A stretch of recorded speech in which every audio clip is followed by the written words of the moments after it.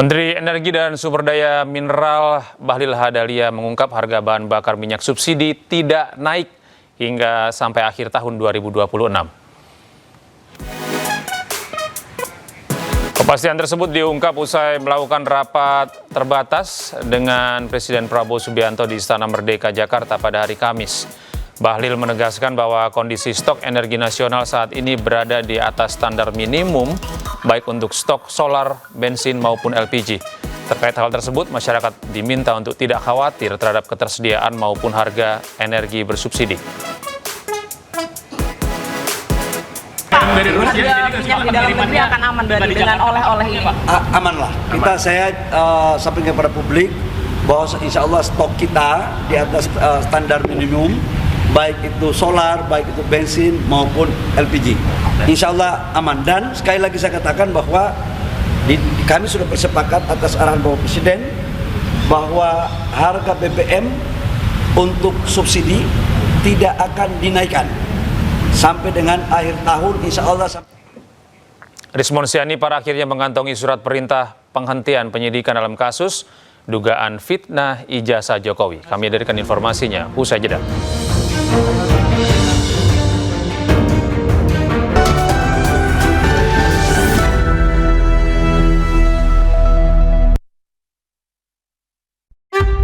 Tahan.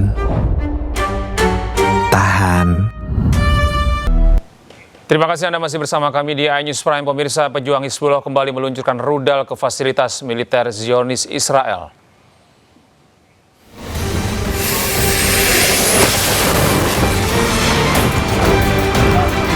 Rudal-rudal milik pejuang Hizbullah ini terus menggebur pasukan dan fasilitas di Palestina Utara yang diduduki Israel.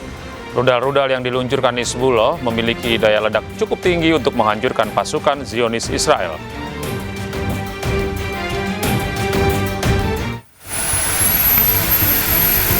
Sementara itu, Hizbullah juga menyerang barak militer Israel di dataran tinggi Golan Suriah yang diduduki oleh Israel. Serangan ini merupakan serangan balasan yang dilakukan Hizbullah karena tewasnya pemimpin Hizbullah atas serangan Israel.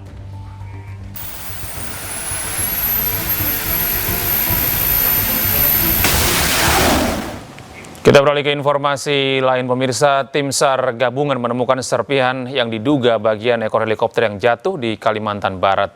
Temuan tersebut menjadi titik terang operasi pencarian. Yang lain infonya itu bohongan, kau ini ya benar nih, real. Serpihan yang diduga merupakan bagian ekor helikopter ditemukan tim Basarnas melalui pemantauan udara di kawasan lereng perbukitan Nanga Taman, Hulu Peniti, Sekadau, Kalimantan Barat. Posisi temuan berada sekitar 3 km dari titik awal hilang kontak. Selanjutnya koordinat diteruskan ke tim darat untuk proses pencarian dan evakuasi. Helikopter jenis Airbus H130 ini sebelumnya dilaporkan hilang kontak saat melintasi wilayah hutan di Kabupaten Sekadau. Di dalamnya terdapat 8 orang terdiri dari 2 kru dan 6 penumpang. Hingga kini tim SAR masih terus melakukan penyisiran di lokasi untuk memastikan titik jatuh dan mencari seluruh korban.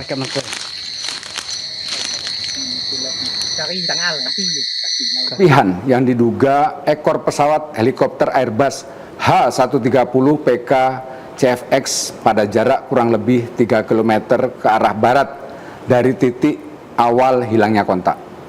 Informasi yang ditemukan tersebut tentunya langsung diteruskan ke unsur darat untuk memudahkan menuju titik lokasi hilangnya pesawat. Dan untuk mengetahui lebih lengkap terkait penemuan helikopter yang hilang kontak di Kalimantan Barat sudah bergabung bersama kami Imade Junetra, Kepala Kantor SAR Pontianak. Selamat malam Pak Made. Ya, Pak Made, terima kasih sudah bergabung bersama kami di iNews Prime. Ya, suara saya terdengar di sana Pak Made? Terdengar jelas sekali, Pak. Ya, terima kasih. Pak Made, bagaimana perkembangan upaya pencarian saat ini dengan korbannya seperti apa kondisi saat ini Pak Made? Baik, dapat kami sampaikan terkait dengan perkembangan update terakhir ya Bang ya. Bahwa pada pukul 18:15 lokal time tadi, itu heli milik TNI AU Super Puma, Angkatan Udara Lanut Spadio, itu menemukan seperti yang sampaikan tadi titik terang koordinat jatuhnya pesawat heli PKCFX milik PT Meteor itu berdasarkan pantauan udara. Setelah kami melaksanakan debriefing bersama jajaran yang ada di Lanut Spadio, itu di koordinat 0 derajat 10 menit 34 bulan 20 detik Sierra, 110 derajat 45 menit 37 bulan detik East.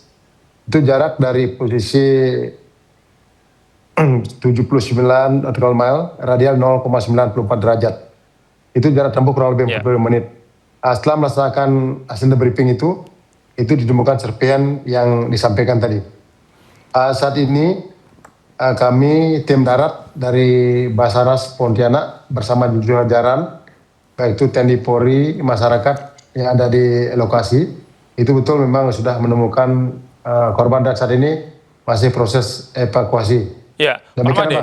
Bang. Siap. Pak Made, kami konfirmasi kembali, apa benar korban dari kecelakaan ini ada 8 orang, Pak? Betul, Bang. Itu ada 8 orang, yang 2 orang kru dan 6 orang penumpang. Dan bagaimana kondisi terakhir, Pak? Sementara kami belum memastikan, yang jelas masih proses evakuasi karena ini kondisi malam, tapi dari tim SAR gabungan yang kami sebutkan di Basarnas, TNI Polri dan masyarakat begitu dengan pihak perusahaan belum memastikan hal tersebut. Yang jelas saat ini masih proses evakuasi. Ini perkembangan selanjutnya. Tujuan dari helikopter ini akan kemana nih Pak tujuannya Pak?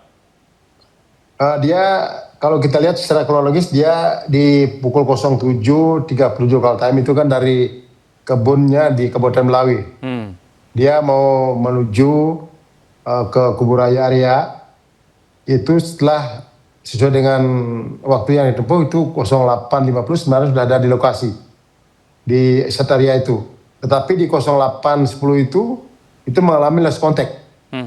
Lost contact mengalami lost contact. Itu setelah itu kami gali informasi berkoordinasi dengan Airnav, Lanut dan TNI Polri yang ada. Itu selanjutnya sudah 1 itu kami berangkatkan tim rescue dari Posar Sintang berjamaah 5 orang dan seluruh jajaran, dan selanjutnya kami juga berangkatkan dari kantor SAR Pontianak berjumlah 17 orang untuk melaksanakan pencarian. Kami konfirmasi kembali Pak Made, ini dari kebun sawit begitu Pak? Betul, kebun sawit yang di Melawi menuju Kuburaya area. Itu yang mendapatkan informasi terakhir. Ini artinya para korban ini adalah bagian dari pengusaha kebun sawit begitu Pak ya? Kalau kami dapat informasi itu mungkin kalau pihak direkturnya, pihak perusahaan ini datang kepada kami, itu adalah mungkin anggota yang naik itu dari pilot 2 orang dan 6 orang penumpang yang jelas melaksanakan survei. Kami kan tidak mendalami seperti itu. Iya. Pak Made, ini hilang kontak setelah 5 menit terbang begitu ya? Kalau kami lihat secara kronologis yang disampaikan dari operator pesawatnya itu Risdianto, yang saat informasi kami terima itu pada 07.37 WIB itu sudah take off dari kebunnya di Melawi dan hilang kontaknya di 08.10 itu lost contact. Nah, berdasarkan hal tersebut kami menggali informasi kepada ATC, Airnav, begitu juga lain-lain, itu ditemukan. Demikian Bapak. Pak Made, bisakah Anda memberikan informasi kepada kami di waktu itu, bagaimana situasi atau cuaca di lokasi? Saat itu kami pada saat terjadi kecelakaan itu situasi cuaca biasa Bapak.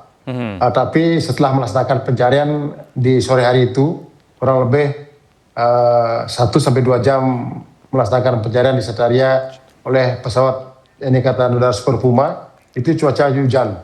Berdasarkan tersebut mereka kembali setelah menemukan titik terang atau di lokasi koordinat yang disampaikan pada saat mereka searching, mereka kembali ke pangkalan dan tidak melanjutkan lagi karena itu cuaca hujan.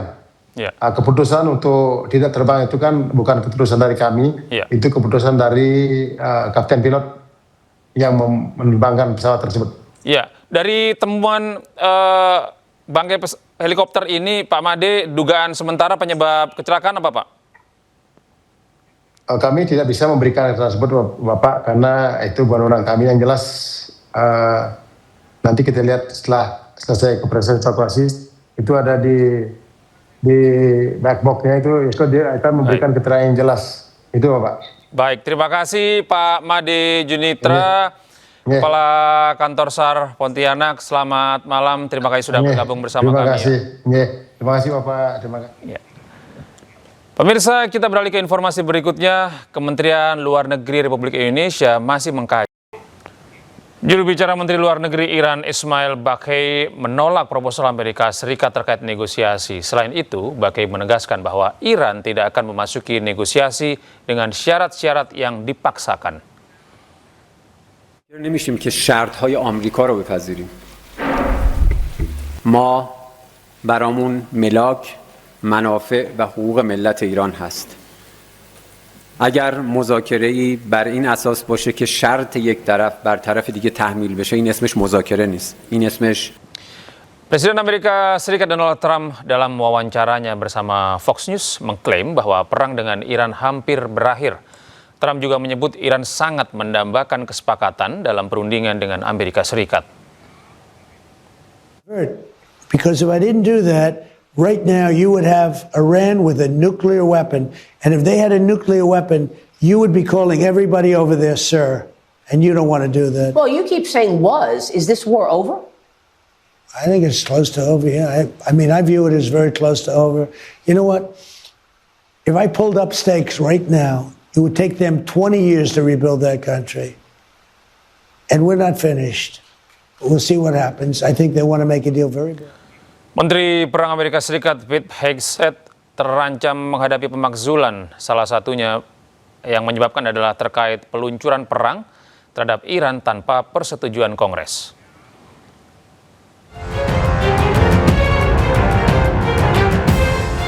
Anggota Partai Demokrat di DPR Amerika Serikat mengajukan 6 pasal pemakzulan terhadap Menteri Pertahanan AS Pete Hegseth. Hegseth dituduh melakukan kejahatan berat dan pelanggaran ringan, termasuk melancarkan perang terhadap Iran tanpa persetujuan Kongres. Hal tersebut dikonfirmasi oleh anggota Kongres dari Arizona yang memimpin gugatan, Yasamin Ansari, melalui akun resmi media sosial X-nya. Ansari juga menekankan bahwa kewenangan menyatakan perang berada di tangan legislatif.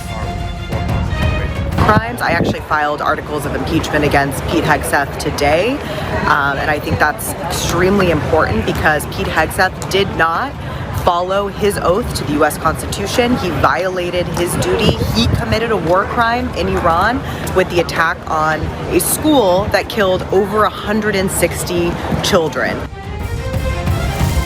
Salah satu pasal pemakzulan menyebut Hegseth memulai konflik dengan Iran tanpa deklarasi perang atau otorisasi hukum khusus dari Kongres, serta secara sadar menempatkan anggota angkatan bersenjata AS pada resiko cedera atau kematian.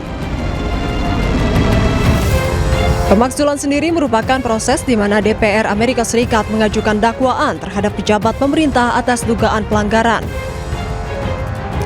Pemberhentian hanya dapat terjadi jika Senat menyatakan bersalah setelah persidangan. Setelah sempat memblokade total kapal-kapal dari Selat Hormuz, Amerika Serikat akhirnya membuka blokadenya. Hal tersebut disampaikan Presiden Amerika Serikat Donald Trump melalui akun media sosialnya. Blokade total Selat Hormuz oleh Amerika Serikat hanya bertahan selama 3 hari. Selat Hormuz kembali dibuka pada hari ini, kapal-kapal pun diizinkan untuk masuk dan keluar dari pelabuhan Iran. Dalam media sosialnya, Trump menyebut pembukaan Selat Hormuz diputuskan setelah Presiden China Xi Jinping setuju tidak lagi mengirimkan senjata ke Iran.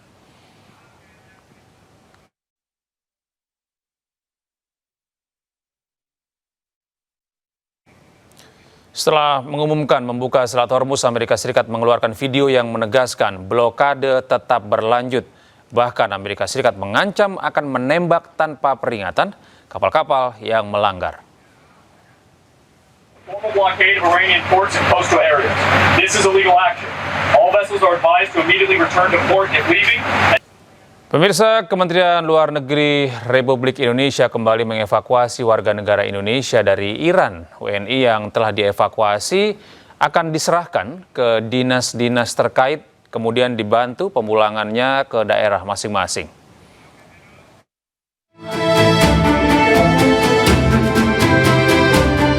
Kementerian Luar Negeri RI melakukan evakuasi tahap ketiga terhadap warga negara Indonesia yang ada di Iran. Total ada 45 WNI yang dievakuasi pada tahap tersebut. Kemenlu menjelaskan evakuasi tahap ketiga diberangkatkan secara bertahap. Para WNI yang telah dievakuasi akan diserahkan kepada Dinas Sosial dan Badan Penghubung Provinsi. Mereka kemudian akan dibantu pemulangannya ke daerah masing-masing. Telah tiba di tanggal 14 April lalu sejumlah 14 orang, kemudian ke kloter kedua itu sejumlah 9 orang kemarin di tanggal 15, dan kloter ketiga 9 orang akan tiba di petang hari ini. Masih ada 13 orang ABK yang masih kita tampung di Baku untuk menunggu penerbangan selanjutnya ke tanah air. Para evakui ini setibanya di tanah air, kami serah terimakan ke Dinas Sosial dan Badan Penghubung Provinsi untuk proses pemulangan mereka ke daerah asal masing-masing. Sebelumnya, pemerintah telah mengevakuasi 22 WNI dari Iran pada 10 Maret lalu. Berdasarkan catatan KBRI Tehran, jumlah WNI yang tercatat masih berada di Iran setelah evakuasi tahap ketiga ini adalah 236 orang. Mayoritas berstatus pelajar atau mahasiswa dengan konsentrasi utama di kota Qom. Usulan Amerika Serikat terkait izin melintas wilayah udara Indonesia. Juru bicara Kemenlu, Yvonne Mewengkan, menegaskan akan mengutamakan kedaulatan negara Indonesia.